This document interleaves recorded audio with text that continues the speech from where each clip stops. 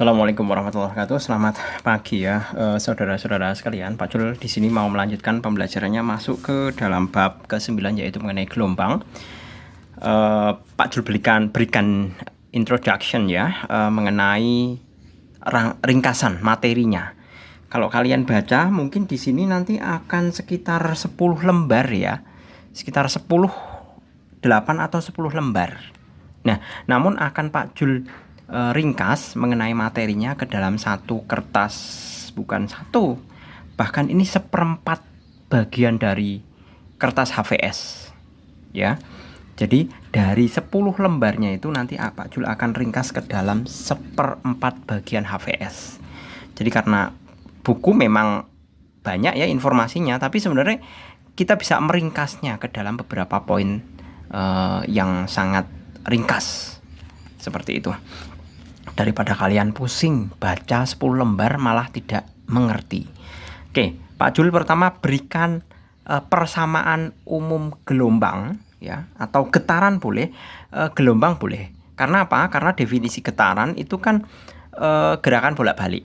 Itu definisi getaran. Tapi kalau gelombang adalah getaran yang merambat.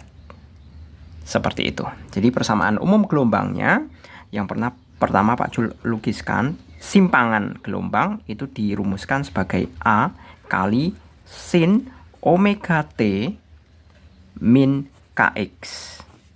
Nah, rumus umumnya ini. Ini simpangan. Sesuai apa yang kita pelajari dalam bab sebelumnya, manakala kita menurunkan simpangan ya, dy per dt, itu kita akan memperoleh kecepatan. Yang hasilnya adalah A dikalikan omega dikalikan sin diturunkan jadi cos ya. Cosinus omega T min Kx. Nah, seperti ini. Kalau maksimum berarti nilainya adalah A kali omega. Karena nilai cosinusnya 1. Itu kalau maksimum.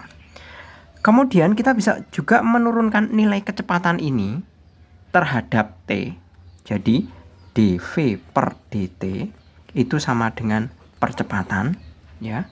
Nilainya adalah min A dikalikan omega kuadrat dikalikan sinus omega T min Kx. Nah, seperti ini juga. Nilai sin ini akan bernilai 1 manakala dia maksimum. Maka nilai maksimum dari percepatannya adalah A kali omega kuadrat. Nah, hal-hal yang perlu kalian ketahui adalah nilai-nilai seperti halnya omega, kemudian nilai K, kemudian hubungan antara beberapa variabel kecepatan. Contohnya, tadi kita jelaskan, bukan contohnya ya, kita jelaskan mengenai omega, itu bisa kita tulis sebagai 2pi f atau sama dengan 2pi per t. F frekuensi, T periode. Kemudian K itu kita bisa tulis sebagai 2pi per lambda. Lambda adalah panjang gelombang. Ya. Kemudian yang terakhir adalah hubungan V atau cepat rambat gelombang, itu bisa dirumuskan sebagai lambda kali F atau lambda per T. Seperti ini. Nah, ini untuk persamaan gelombang yang berlaku itu ini. Kemudian ada yang dimaksud dengan gelombang stasioner.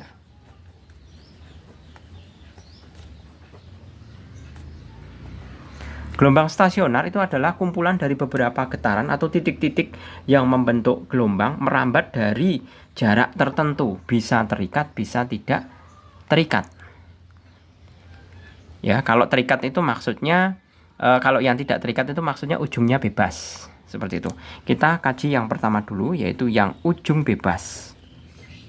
Ujung bebas rumusannya adalah YC itu sama dengan 2A dikalikan sin omega T min KL. KL ya ini. Dikalikan dengan cosinus Kx. Nah, Kx-nya di belakang. Di sini berlaku amplitudonya, bahwa amplitudonya ya, amplitudo itu sama dengan 2A dikalikan dengan kosinus KX. Nah, seperti ini. Kemudian yang namanya gelombang itu kan pasti punya simpul, punya perut ya. Karena bentuk gelombang kan seperti ini. Dan seterusnya. Nah, ini yang dinamakan dengan simpul, ini yang dinamakan dengan perut. Seperti itu. Jadi kita untuk ujung bebas, untuk rumusan simpulnya XS itu sama dengan 2N ditambah 1 dikalikan 1/4 lambda. Sedangkan X perutnya sama dengan setengah N lambda.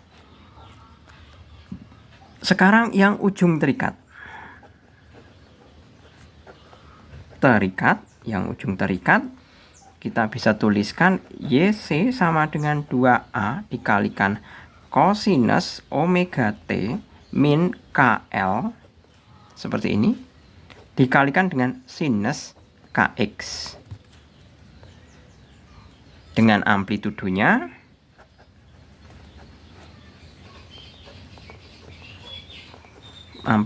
sama dengan 2A dikalikan sin KX. Nah, simpulnya, persamaan simpulnya X simpul sama dengan setengah N lambda. Sedangkan X perutnya sama dengan kebalikannya, 2N ditambah 1 dikali 1/4 lambda. Selesai. Ini yang akan kita gunakan rumusan dari yang 8 atau 10 lembar tadi. Gitu ya.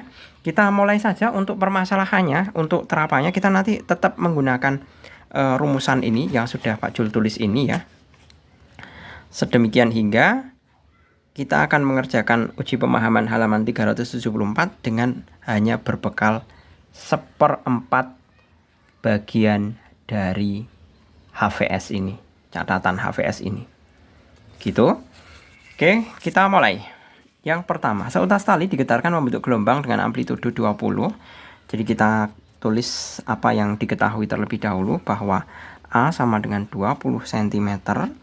Kemudian periodenya adalah 2 sekon. Kemudian panjang tali AB sama dengan 1 meter, berarti X sama dengan 1 meter. Kemudian T-nya, T kecil ya, itu sama dengan 4 sekon. Kemudian V-nya adalah 0,5 meter per sekon. Sebagaimana kita ketahui bahwa nilai dari, hitunglah simpangan ya ini bukan nilai ya, persamaan gelombang itu dirumuskan sebagai Y sama dengan gelombang tali AB, berarti Y itu aja ya, A kali sin omega T min KX. Nah, seperti ini.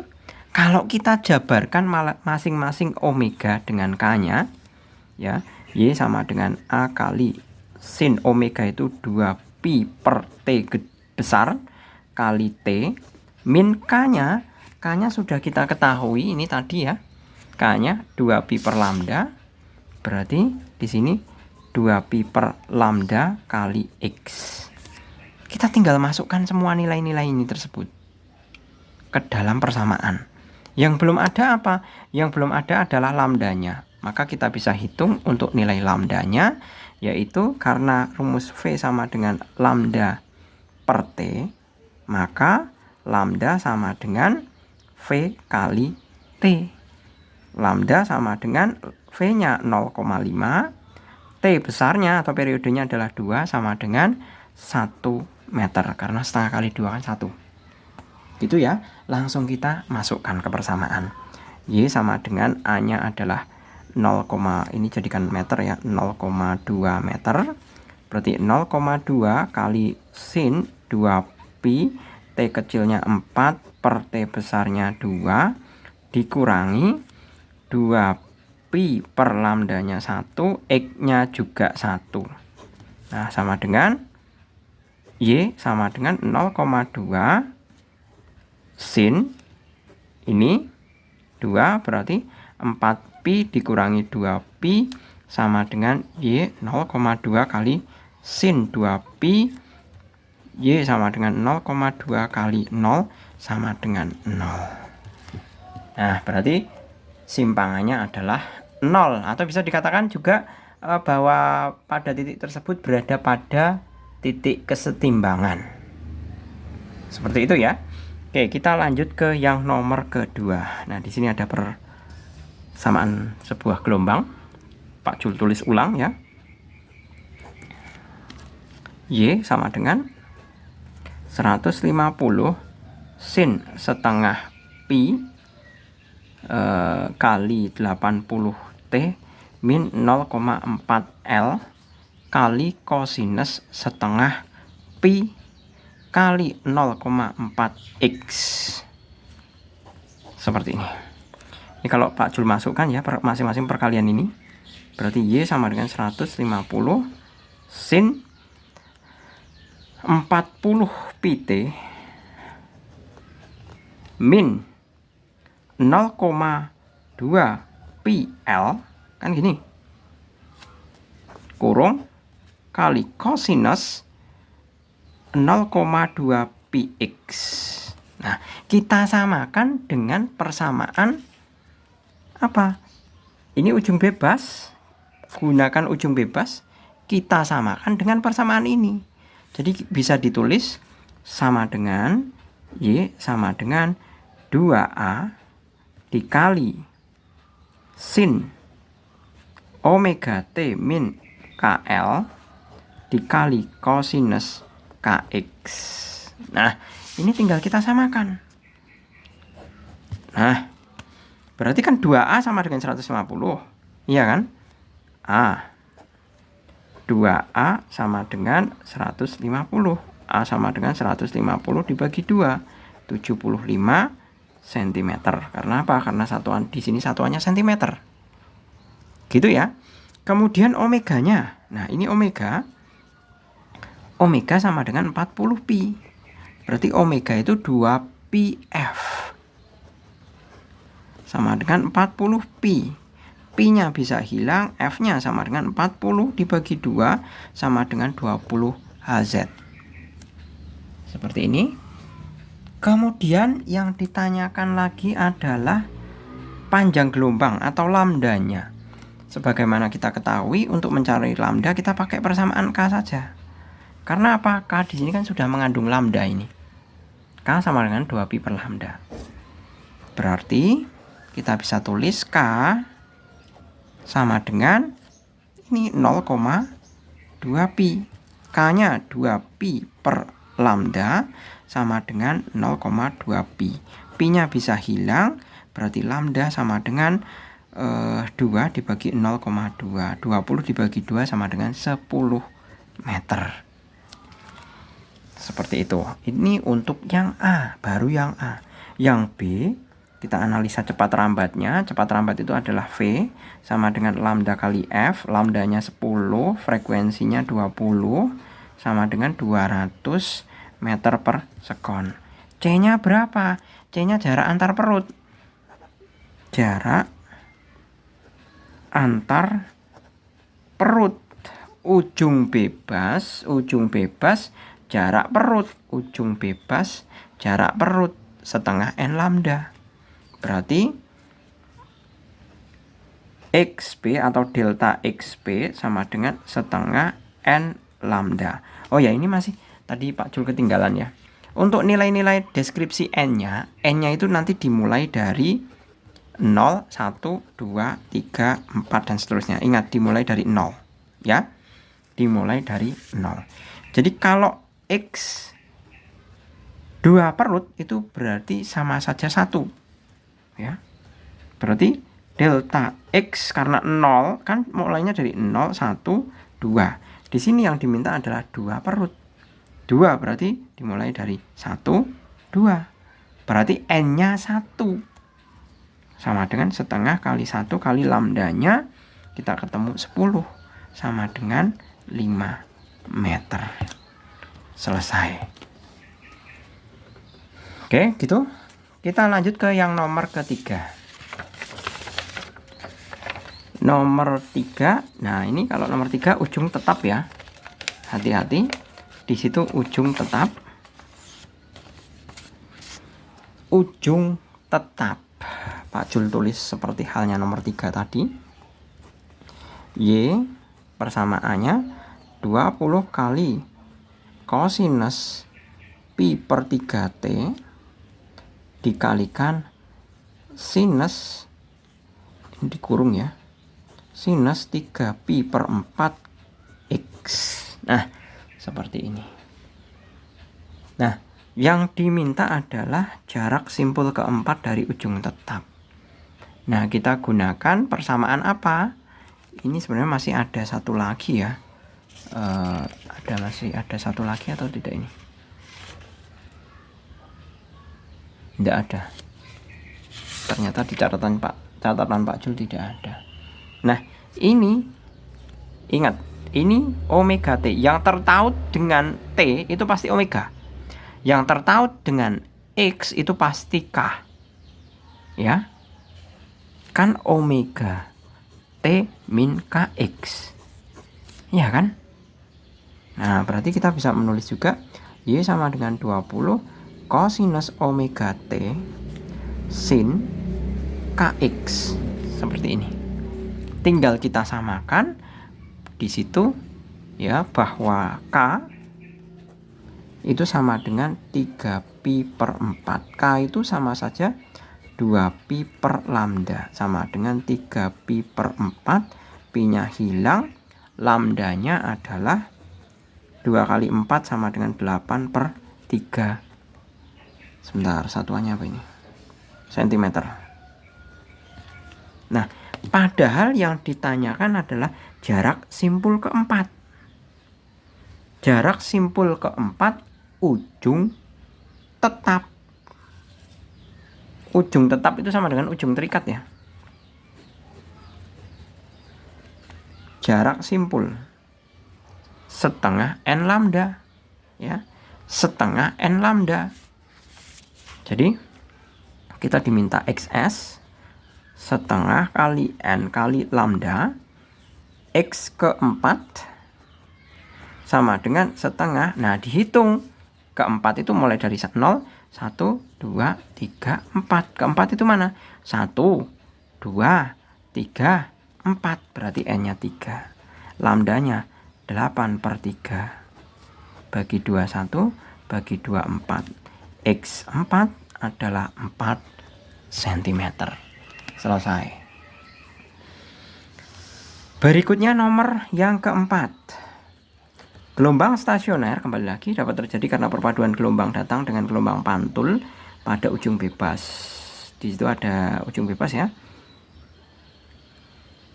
Jika titik simpul kelima berjarak 2,25 meter dari ujung bebas dan frekuensi gelombangnya 15 Hz, tentukan besar cepat rambat gelombang tersebut. Nah, di sini diketahui jika titik simpul kelima berarti X 5 sama dengan 2,25 meter. Frekuensinya itu 15 Hz dan diketahui ujungnya bebas. Ya. Ujung bebas. Kita lihat ujung bebas untuk simpul, ini simpul ya. Simpul kelima, ujung bebas simpul 2n+1 1/4 lambda. Ya. Kita bisa tuliskan XS sama dengan 2n+1 kali 1/4 lambda. XS-nya berapa? 2,25. 2,25 sama dengan n-nya dilihat karena simpul kelima tinggal kita berhitung dari ini. 0, 1, 2, 3, 4, 5. Berhitung. 1, 2, 3, 4, 5. Berarti n-nya 4. 2 kali 4 ditambah 1 dikali 1/4 kali lambda. Kita diminta untuk mencari lambdanya. Berarti, ini Pak Jul ingatkan kalau kalian menjumpai operasi seperti ini, kalian mestinya mengalihkan dulu. Berarti 2 kali 4 baru ditambah 1. Ya, bukannya 4 ditambah 1 dikalikan 2. Kalian sering salah di sini. Ya. Berarti kita bisa punya 2,25 sama dengan 2 kali 4 itu 8 tambah 1 9. 9/4 lambda, berarti lambda sama dengan 2,25 kali 4/9. Itu hasilnya adalah berapa itu? 4 kali 2 8. 4 kali 1/4 itu 1. 8 tambah 1 9. Berarti sama dengan 9/9 sama dengan 1 meter. Padahal yang ditanyakan cepat rambatnya. Berarti V sama dengan lambda F. Kenapa pakai lambda F? Karena frekuensinya ada. Ya. Berarti 1 kali 15 Hz sama dengan 15 meter per sekon. Satuannya meter. Berarti cocok ya, di sini juga meter. Oke, begitu. Kita lanjut untuk permasalahan berikutnya. Nomor yang kelima ya. Nomor kelima saya kira ini kayaknya mudah, hanya memasukkan ini. Nomor 5, Y sama dengan 0,06 sinus pi dikalikan 2T min 0,1 X. Seperti ini. Y sama dengan 0,06 sin. Pak Jul masukkan satu persatu biar nanti tidak bingung. Ya. Berarti 2 pi T min 0,2 pi X. Nah, seperti ini. Kita samakan dengan persamaan gelombang satunya. Ini persamaan ya. Y sama dengan A sin omega T min KX. Seperti ini. Kemudian yang pertama, A panjang gelombang kita peroleh dari K ya. K itu sama dengan K-nya berapa? 0,2 pi. 0,2 pi. Ya benar ya? Astagfirullahaladzim, tetap 0,1 pi. Pi kali 0,1 0,1. 0,1 pi. K-nya 2 pi per lambda sama dengan 0,1 pi. Pi-nya corek seperti ini. Lambda sama dengan 2 dibagi 0,1 sama dengan 20 meter. B-nya kita diminta frekuensi, berarti pakai omega sama dengan 2 pi. Ini ya, omega sama dengan 2 pi.